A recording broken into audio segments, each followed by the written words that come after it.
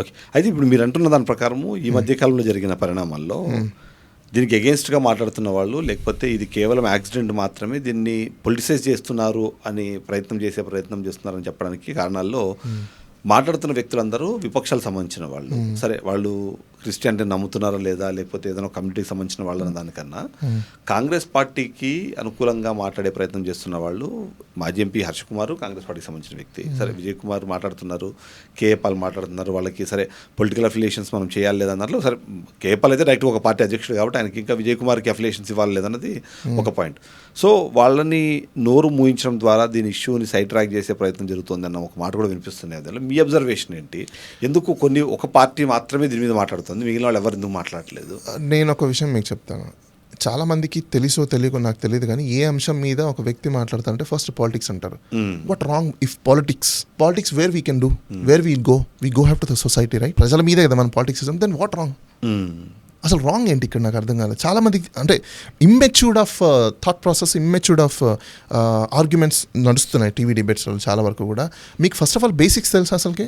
Politics ఎక్కడ చేస్తారు? ప్రజల సమస్యల మీద. What is mean by the politics? అసలు పాలిటిక్స్ ఒక అర్థం తెలుసా వీళ్ళకి? 3 wordsలో చెప్తాను మీకు. People litigation management. Okay, politics అంటే. Because I'm masters in political science, university of మద్రాస్లో నేను పొలిటికల్ సైన్స్ చేసిన స్టూడెంట్ని. పాలిటిక్స్ అంటే చాలా ప్రిసైజ్గా నేను ఆన్సర్స్ కూడా రాసా దీని మీదనే. వాట్ ఈస్ పాలిటిక్స్ అన్న దాని మీద. పీపుల్ లిటిగేషన్ మేనేజ్మెంట్ కాదంటారా? I will explain.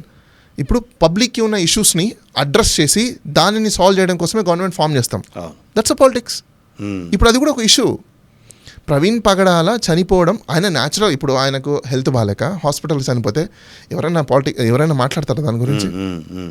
ఎవరు మాట్లాడరు. సరే, లేదు ఆయన ఇన్ న్యాచురల్ సెన్స్లో సపోజ్ ఆయన కార్లో వెళ్తున్నారు, ఎక్కడ ర్యాష్గా పట్మని గుద్దేశారు, కారు డ్యామేజ్ అయిపోయింది, అతక్కపోయింది, మొత్తం పీసెస్ అయిపోయిందంటే ఎవరు పట్టించుకోరు. ఓకే, బైక్ కూడా గుద్దేశారు, బైక్ మొత్తం చిల్లా చెదరం అయిపోయింది, మొత్తం అని పగిలిపోయినా ఇదైపోయింది, చనిపోయారంటే ఎస్ అబ్సల్యూట్గా ఎవరు అనుకోరు. అది కూడా ఏంటి, యాక్సిడెంట్ జరిగితే మీకు తెలిసిందే, కాళ్ళు విరిగిపోతాయి, చేతులు మొహం రకరకాలుగా ఉంటుంది యాక్సిడెంట్స్లో. అలాంటిది బైక్ ఏమవ్వదు. మనిషికి ఎక్కడ ఒక 2-3 చోట్ల ఇది తప్పనించి మనిషి ఇదిగా ఉంటాడు, కనిపిస్తాడు, కానీ చచ్చిపోయి ఉంటాడు. Then this is not an politics. Then politics మాట్లాడకూడదు ఎక్కడ? అది ఒక ఇష్యూ కాదా? అది పబ్లిక్ ఇష్యూ కాదా? ఎందుకు పబ్లిక్ ఇష్యూ అనేది కూడా నేను చెప్తాను. ఆయన ఇండివిజువల్ పర్సనాలిటీ కాదు. He belongs to A group of people. Some group of people believing him, some group of people trust him, some group of people following him. Best example ఒకటి చెప్తాను మీకు. Deputy CM Pawan Kalyan గారు ఉన్నారు. ఆయన పేరు మీద మాలలు వేస్తున్నారు. ఆయన ఏమైనా దేవుడా?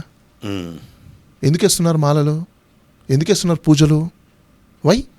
Okay, it's my question. ఎందుకంటే దేవుళ్ళకైతే చూస్తాను నేను, నాకు తెలుసు. లేకపోతే బాగా అంటే దేవతలకు సంబంధించిన వాళ్ళు, పూజించబడిన వాళ్ళు ఎవరైనా వాళ్ళ యొక్క ఫాలోవర్స్ ఉంటే, పవన్ కళ్యాణ్ మాలనే కాదు, పవన్ కళ్యాణ్ వేసేలాంటి మాలని వాళ్ళు. నా క్వశ్చన్ ఏంటంటే ఇట్స్ వెరీ సింపుల్. వాళ్ళని అంటే ప్రీచ్ చేస్తున్నారు.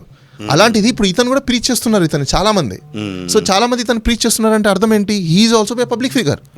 ఒక పబ్లిక్ ఫిగర్ వాళ్ళకు అంటే గవర్నమెంట్లో ఉండి సినిమాలలో యాక్ట్ చేసినప్పుడు ఒక పబ్లిక్ ఫిగర్కు ఒకలాగా, ఇంకొక ప్రీచింగ్ చేస్తూ ఒక రిలీజియస్లో ఉంటే ఒక పర్సన్కి ఇంకొకలాగా ఉంటుందా? అంటే రాజ్యాంగం ఆర్టికల్ 14 డిఫరెంట్గా చూడమని చెప్పిందా? లేదు కదా. సో వాళ్ళు పాలిటిక్స్ చేస్తే ప్రభుత్వంలో ఉన్న వాళ్ళు పాలిటిక్స్ చేయొచ్చు.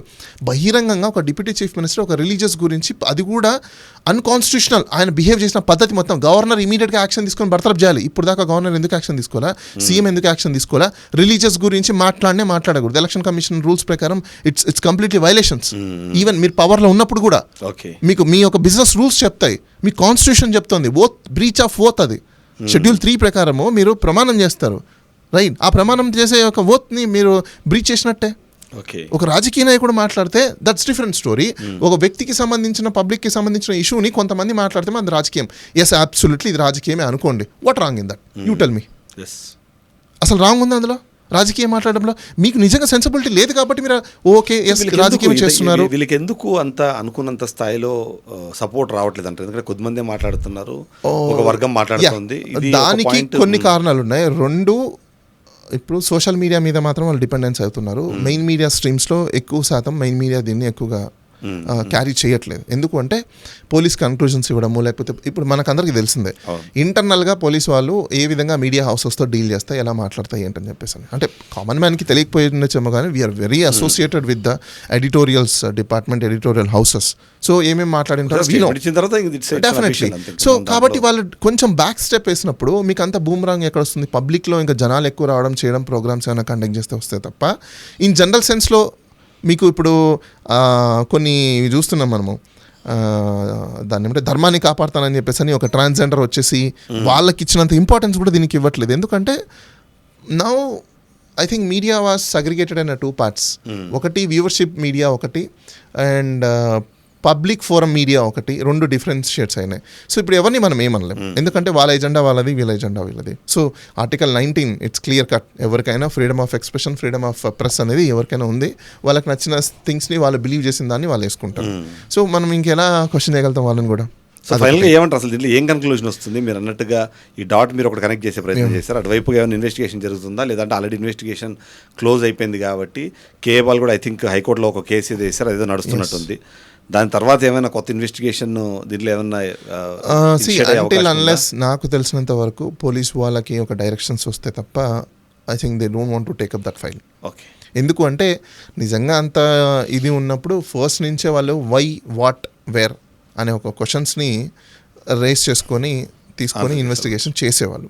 But they are not ready to give such kind of conclusions towards of society. But instead of giving a conclusions or a clarification, they are threatening to the people who are raising their voice and asking them a questions. So ఆ scenario తీసుకున్నప్పుడు ఏమైపోతుందంటే maybe they don't want to take up file okay అని అనుకోవచ్చు మనం.